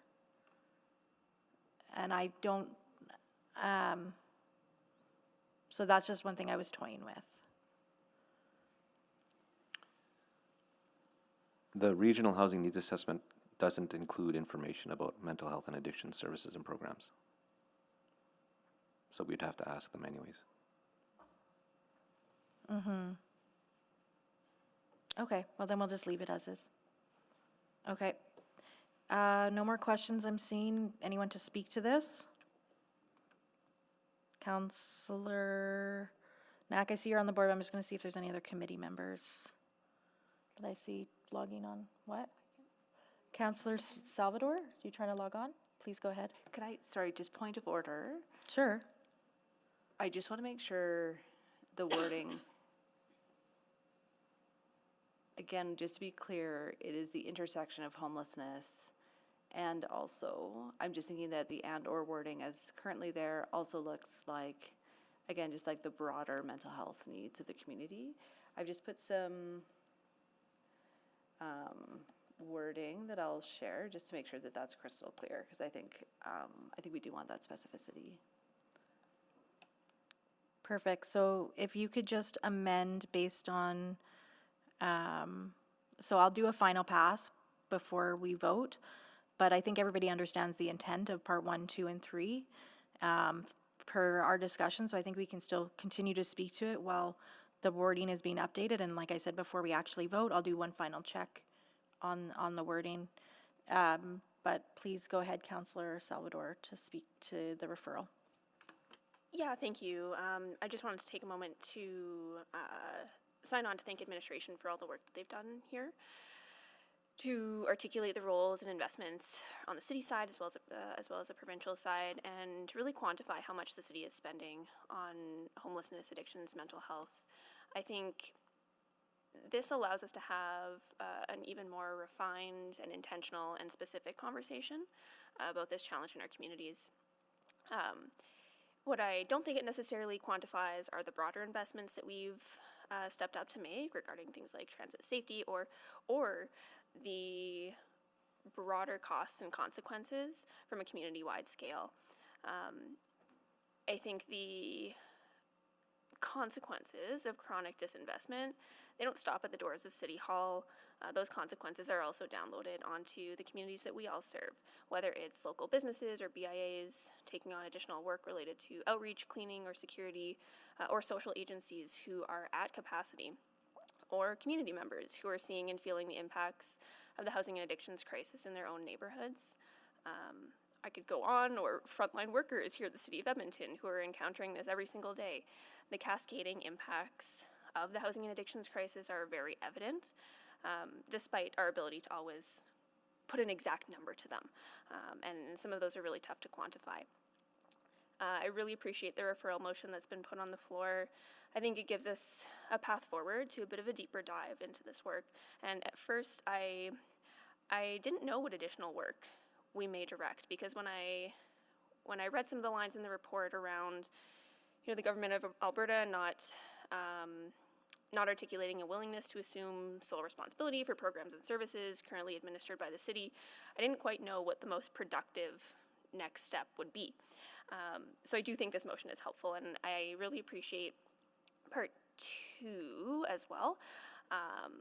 That's something that we've had many conversations about around this table, and something I think about often. We know that the need for support and care exists province-wide, and when other municipalities don't have those supports and services in their own communities and people are being sent to Edmonton, it strains our communities, and it's not a sustainable solution. We know that this is an Alberta-wide crisis, and it deserves a province-wide response. So I think this referral and direction provides us with the regional lens that we really need to assume right now. So thank you to the mover for putting this forward. Really appreciate it. Thank you, Councillor Salvador. Councillor Stevenson? Yeah, thanks very much. I think this is, a good starting point in terms of the conversations we have to have. But I think for me, whenever we're generating reports, generating information, it's really around, what is the intended outcomes? What do we want to achieve as part of this work? I think that the first part of this motion is a really interesting one, and honestly, it's a really tough question that our future colleagues are going to have to face. I think highlighting this conundrum that we face as a community, which is that we are spending outside of our jurisdiction and outside of our mandate, and yet failing to do so has profound impacts not only on individuals but our community as a whole. This is something that is a very difficult conversation. It's something that we've grappled with as a council over this term, but I think continuing to quantify and have these discussions is very important. I think the second part of the motion is really great as well, in terms of looking at a bigger systems level, in terms of how we can't only look at what's happening in Edmonton and our Edmonton dynamics. What's happening here is strongly influenced by what's happening in the region. So taking that broader approach, I think, is a really great way to alleviate pressure on the system overall, because it means, there are more of those community supports to potentially help address the challenges that sometimes can end up concentrated in our city and in our downtown as well. For me, and the outcome there is a shared understanding of how we're connected. The outcome is understanding that our needs are not separate from the needs of the region, and that what the region asks for and needs directly impacts our community as well. I think for the third one, it's just to have to quote a colleague, so what, now what? We may know all these things, but what do we do with that? For me, I think it's really important as a community, as representatives of our community, that we can articulate what those needs are in a specific and detailed way. And I think that we can actually point to that being successful and a way that we can gain ground with the province. I think about the work that Mayor Sohi's staff have done, and him in his office, around quantifying and identifying the gap in emergency shelter beds that we needed in Edmonton. That was something that was articulated to the province. It was evidence was provided to the province about that need, and then we saw that need being addressed. So I think the intent here is to do something similar for these broader issues that we have, whether that's day spaces, whether that's detox space, pre and post recovery housing, all of those things. I think we need to be able to articulate as a community about what it is that we need. We're not asking for that funding to come to the city. It's not for our organization, but rather for the communities that we represent.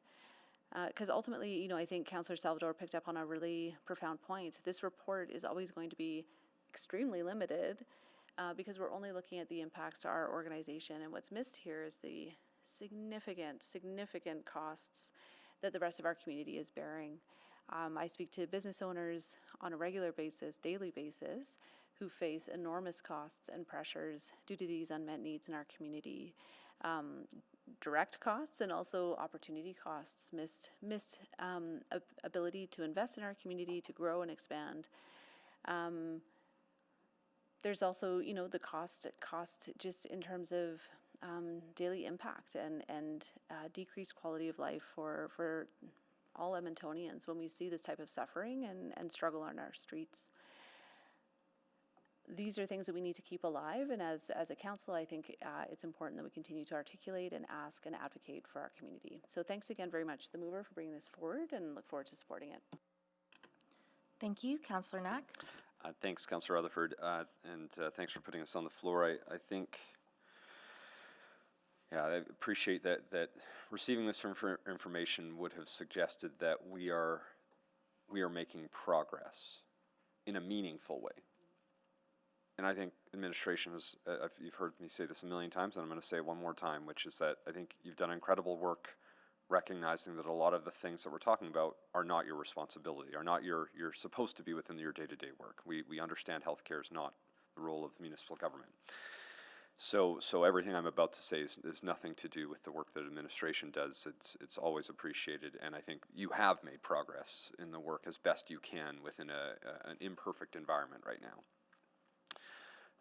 I think the issue is I don't see the light at the end of the tunnel, and I think this is the notice of motion piece, or the motion without customary notice, is going to be a really important component to this, because why I'm willing to take time on this is because of that other motion. Because I think on this one, what's important is that we really do need to be have some of those tough conversations. Point one might look like a scary motion to some of our partner organizations right now, because they're going to see the word ending and think, does that mean we're getting rid of it? And actually, if you look at attachment 2, there are a few things we are ending in 2025. So we're actually going to see an impact on some of those things because we're in this financial constraint. And so one hope, I know it's not part of the wording, and I didn't feel the need to sort of incorporate it in, I would ask administration to consider is, when you're going through point one, not just working with the agencies in part of that conversation, but getting that information over to the chamber, getting that information over to the BIAs, letting them know that this is going to come back in a year's time, and to say, hey, if you truly want us to stop investing in things that we shouldn't be, that we are not responsible for, this is what it would mean. This is what it would mean on your main streets. This is what it would mean in our communities. And are we comfortable as a city, as a collective, to say we're okay with removing the funding so we can put it in other areas? I think we should have that conversation. I think we shouldn't be afraid. There's been some other direction around the overall budget, and I could actually see that fitting really well into this notion of a zero-based budget conversation, to say, well, if you want these to be at zero, this is what it will mean for us all. and to get people's feedback on that. So I think point one is a hard question to ask and a scary question to ask, but one that I think is really at this point, because what I've taken away from this report is the province right now isn't interested in picking up many of those things if we were to stop. And so then the next question is, what does that mean if we stop? I think the second piece, again, very important, and that's why I'm willing to take time on this.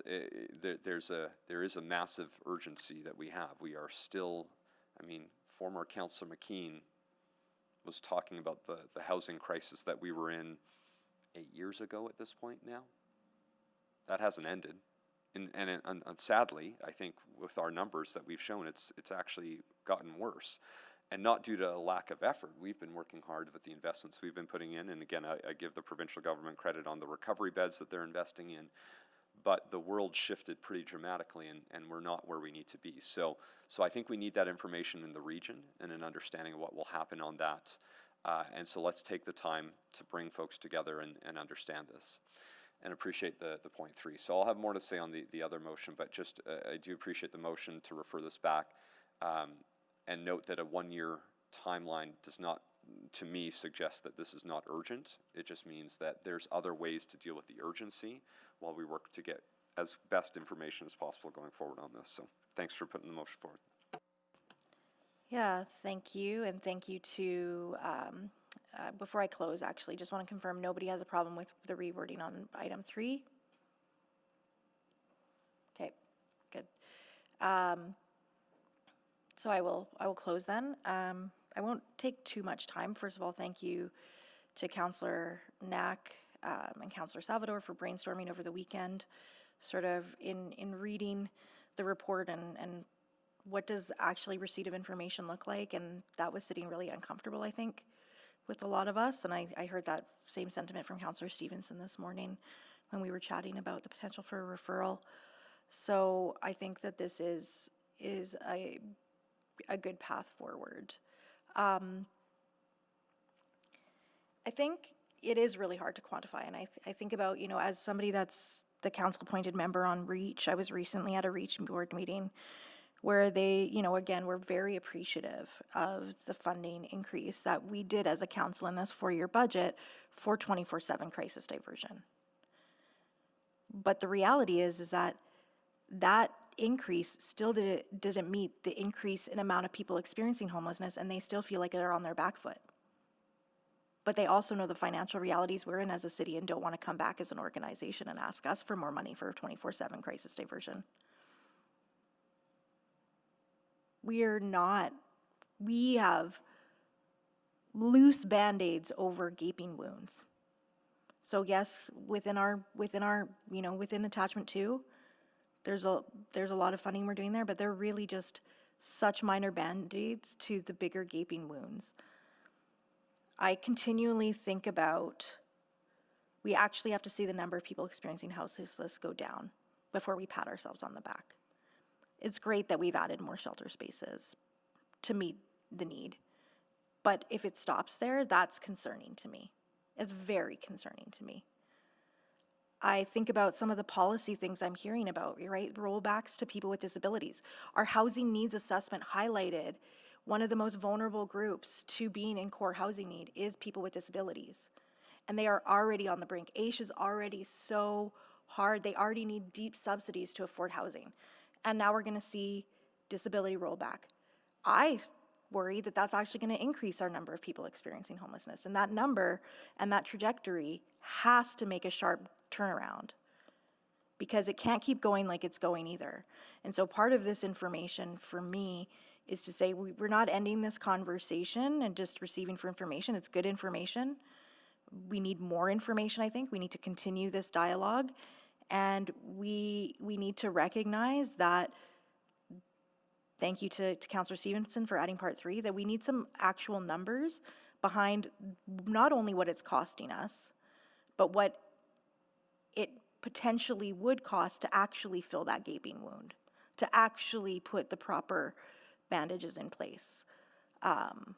Again, I think about our encampment response and some of the staggering numbers of the amount of money we've had to put in. And we have our sort of budgeted amount that was in this table, but I actually suspect that that line, that is actually over budget to that budgeted amount because of the number of calls we are receiving for encampment clearing and the responses, and just the sheer amount of waste that we received in a memo.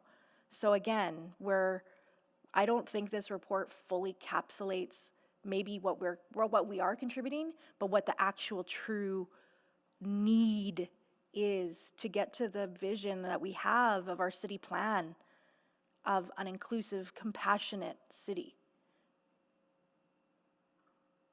Because we're not there yet. We have a long way to go. And we're not abdicating responsibility. I'm never going to want to play jurisdictional basketball back and forth. But the city is stepping up in every way we have the means and the capacity and the authority to. We're going to be talking about the housing task force at the next council meeting. I'm super excited to share, some of the community-based ideas that are coming out of that.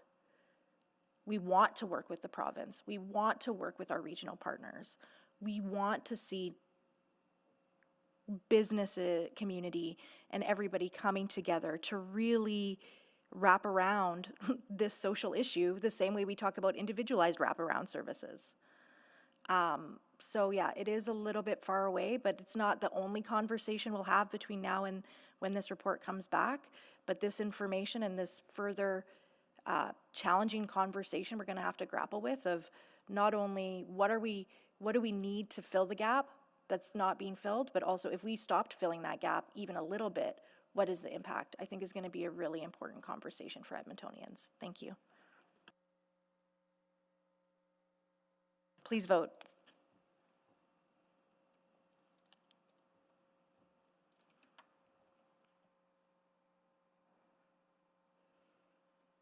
We have all the votes.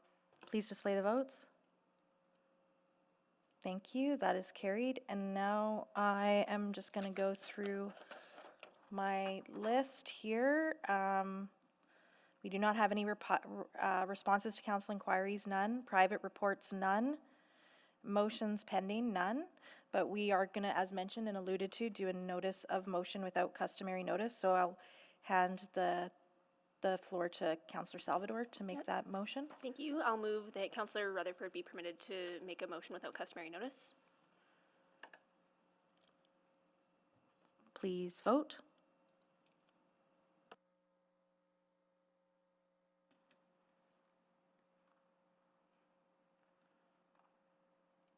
We have all the votes. Please display the votes. And that is carried. And I will make that motion now. And that motion is that Community and Public Services Committee recommend to City Council that the Mayor, on behalf of City Council, request a meeting with the appropriate provincial ministries and the regional municipalities to review the March 31st, 2025 Community Services Report, CS 02575, and to get a more detailed understanding of the recovery model they are working on, the regional plan of action to address housing and homelessness, mental health and addictions, and how we can better align our limited funding to achieve the best outcomes possible. Due date, 6 weeks.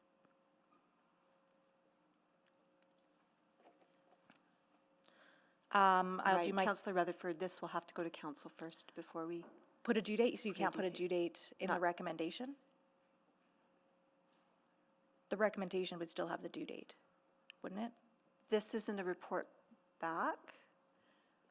It's just it's a letter. So... But the letter, but the due date of the letter being sent to the minister would be within, okay, we don't need a due date? We shouldn't do Okay, that. okay. I thought you needed it for the, how quickly we wanted that letter to go out. Okay, good clarity. Okay, and just to quickly introduce, I just want to say that this specific portion was really driven by Councillor Knack. He's very passionate about making sure that this work continues and that there is actionable actions coming out. And yes, writing a letter might not get a response, and we'll know if there is no response. But I think in the spirit of collaboration and partnership, not just with our other orders of government, but regionally, and with the dissolution of the MRB, it is a good timing to make that request to to the appropriate ministers to say, hey, we really do want to have this conversation. And we understand admin is having this conversation on an admin level, but I do think that this does need to be more on a political level. So I hope you consider supporting this recommendation to council. Any further questions on the motion? Anyone to speak to it? Councillor Knack? Thanks, Councillor Rutherford, and thank you for making this motion and putting it on the floor. I feel like I've said the same thing now for a number of years, and I just worry about this sort of constant repetition of not being where we need to be. So why I think we need to get into a room is, we've asked the administration, and they did a wonderful job of going to connect with provincial administration and work through that. Council back in October sent a letter to the minister asking for the detailed plan to understand how this is going to work in our region across the province. My understanding, without speaking to the letter, but is that the answer we've gotten from administration is that we have still not seen a detailed plan. And I'll expand on that. Just about a week and a half ago, I was in Red Deer. The number of people experiencing homelessness in Red Deer has gone up in the last 2 years from about 350 people to 744. They have a recovery center in their community, and it's been very positive for the neighborhood, for their community. The issue they've run up against is probably not uncommon to what you're about to hear here, which is that they don't have enough post-recovery housing. So there's a backlog. Folks can't get into their recovery center because folks who have gone through recovery can't get out. Sounds very similar to what we're facing here. Sounds similar to what we're facing across the province. That story I have heard repeated now as I've gone across the province through wearing my hat on Alberta municipalities. And so I understand the province and their desire to really focus on this recovery model, and I think there's value in it. I think it is one piece of the puzzle. It's probably not the only piece. I think that's why we've talked about things like supportive housing and other components. And to this day, it's very interesting, having toured the Red Deer Recovery Center, just how similar it is to recovery or to permanent supportive housing units that we have in our city. And so there's, I think, a lot in common. I think we all share the same goals. But the thing I heard in Red Deer, the thing I've heard across this province, and I think the thing I'm still facing with here is I don't see a staged plan of action. This is a complex, somewhat complex issue in the sense of, I mean only somewhat complex, because we know the solutions. Get people into treatment, what treatment looks like for each person will be different. That's the complex part, but the treatment part is not a unsurprising piece.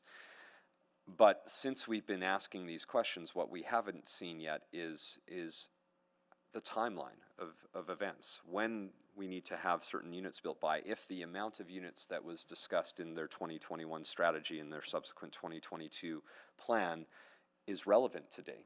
I don't believe it is anymore. I think our numbers already show that it's proven that even if you were just trying to address Edmonton's needs, the amount they've set aside will not be able to be enough to address the overall need that we have in the province. And so I think it's just important to get into a room with the relevant ministers and our regional partners to talk through this. And my hope is that this is a conversation that can happen across the province, because groups like Alberta municipalities have made resolutions and passed resolutions on this very issue. They are seeking that same type of guidance and direction. At the end of the day, I don't think anyone is expecting perfection right now in what is a crisis that is not unique to Alberta. We are seeing it across North America, but I do think there needs to be a better sense of how we can work together on this very serious crisis that has not gotten better over the last decade. It's in fact gotten worse. That there were times where it was getting better, and then unfortunately the pandemic, I think, really contributed to the challenge we're facing now. And so let's just sit down. Again, I think there's some really good things that they're working on. There's other things I just want to know how they're working on it, and I want to help. We can't do it all, though, and so hopefully they will have a willingness to sit down with us and our regional partners, and let's really dig into the specifics, and then let's get out of that meeting and get to work with them on their work that will hopefully be leading after that. So thank you for putting this forward. Thank you. Nothing further. That was a great, I'll end on Councillor Knack's great words, so please vote.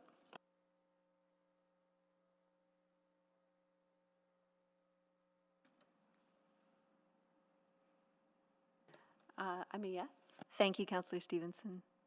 We have all the votes. Please display the votes. And that is carried. And with that, we are adjourned at 11:29. Thank you, everyone.